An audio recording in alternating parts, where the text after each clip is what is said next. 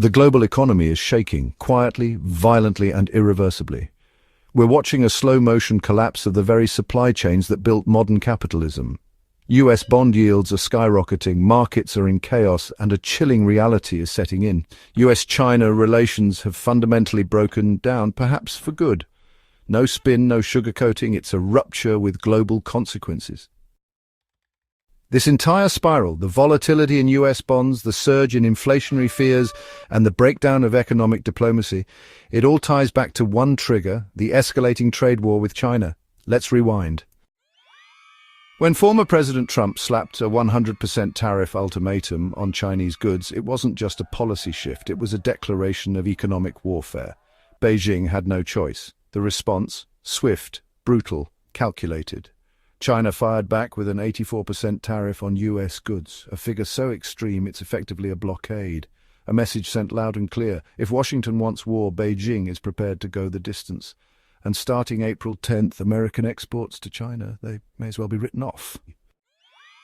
Now Trump has doubled down again, announcing a 125% tariff. A short 90-day pause for some nations was offered as a token gesture, but make no mistake, for China and the US, the gloves are off. This is no longer trade policy. This is economic trench warfare. The price, astronomical. American consumers are now facing what is essentially a hidden tax, one that will devastate wallets across the board. The lowest income families will be hit the hardest. A projected 6% increase in their cost of living, driven not by market forces, but by government-imposed tariffs. Even the middle class isn't safe. The average household could see annual costs rise by $3,000 to $5,000. And for what? A political gambit that's backfiring at record speed. Let's talk about U.S. companies that depend on Chinese markets. Intel, Corning, Lam Research, all of them ship billions in semiconductors and technology to China. In some cases, over 20% of their total revenue comes from the Chinese market. With these new tariffs in place, that stream dries up. Now imagine the chain reaction: earnings fall, salaries freeze, or worse, jobs get cut. All while the cost of basic goods continues to climb, a nation earning less and paying more. The very definition of economic pain. Even Delta Airlines has withdrawn its full-year financial guidance. Translation: they have no idea what's coming next.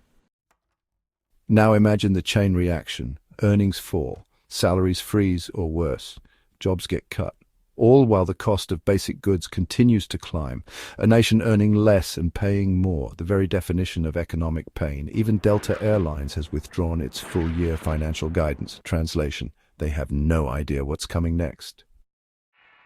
And can you blame them? Will Americans still travel when basic goods cost 10 to 40% more? Will tourists still flock to a country gripped by inflation and political instability? We are on the cusp of something larger, something that can't be undone with a simple policy rollback. The damage is spreading, and fast.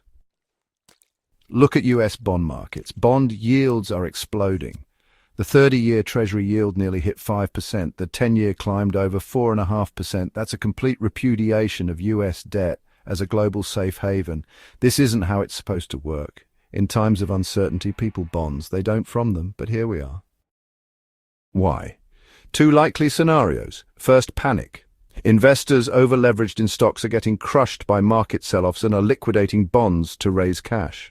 The confirmation of a 104% tariff sent the S&P 500 tumbling over 4%, sinking below the 5,000-point threshold. Margin calls are echoing across Wall Street. Second, a shift in expectations. Investors may now believe this isn't temporary, that we're entering a world that holding U.S. debt without higher yields is financial suicide. And so bond markets are repricing everything. This is normal. This is economic trauma. And the consequences are spilling out everywhere. When bond yields rise, interest payments go up. Mortgage refinancing becomes unaffordable. Business loans dry up. It's a stealth tax, one that's suffocating growth from both sides. And it gets worse. A particular financial mechanism called the E, used by hedge funds to profit from tiny differences between bond prices and futures contracts, is now in danger of imploding. In a stable market, this trade is safe.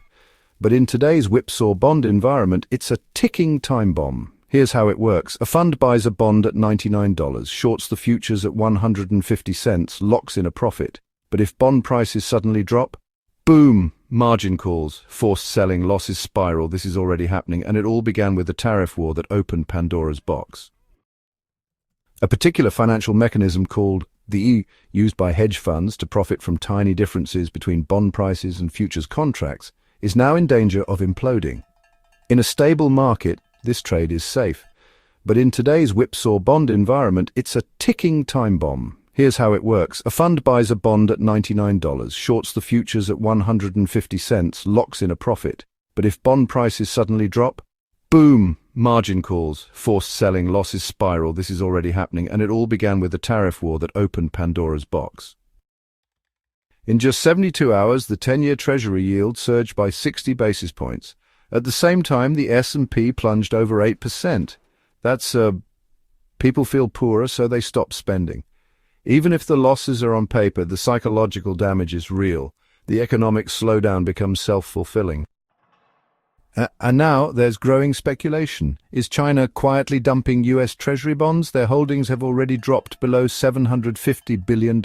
Could they be selling more in retaliation? Likely. Beijing has already restricted investment into U.S. companies. What's next? A formal directive not to buy American bonds at all. That would be the financial equivalent of an earthquake. And this is the deeper problem. This isn't just a trade war anymore. It's an iron curtain is being raised, not just between China and America, but between two entire economic systems.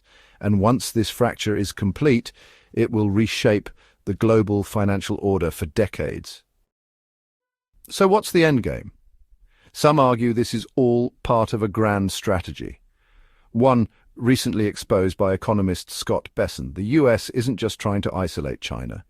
It's attempting to the global economy, one that surrounds and cuts off Beijing entirely.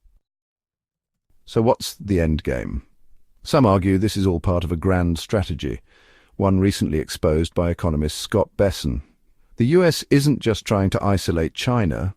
It's attempting to rebuild the global economy, one that surrounds and cuts off Beijing entirely.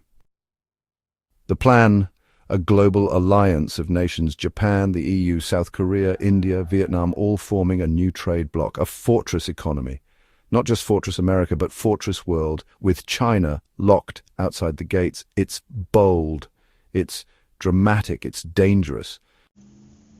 Because the more you isolate a country like China, the more you incentivize it to become self-reliant, to innovate, to deepen ties with the global south, to pivot east and south instead of west. This strategy didn't work with Russia. It made Moscow stronger. And if history repeats itself, isolating China may do the same.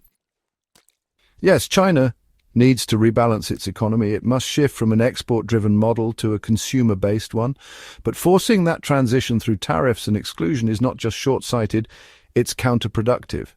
When that rebalancing comes, and it will, China will remember this moment, and it may choose to never return to American markets. The US could lose access to the biggest growth engine of the 21st century.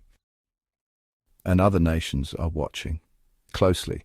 If America can do this to China, what's stopping them from doing it to anyone?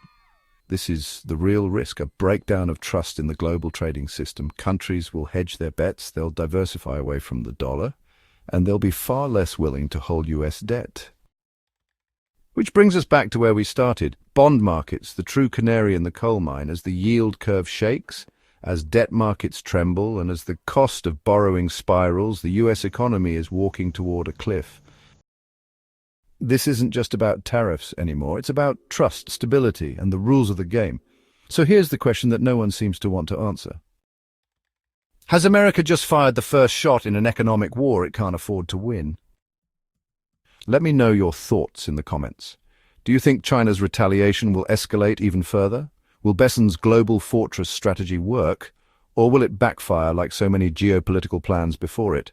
Smash the like button, subscribe for more breakdowns like this, and stay safe as we navigate through this storm.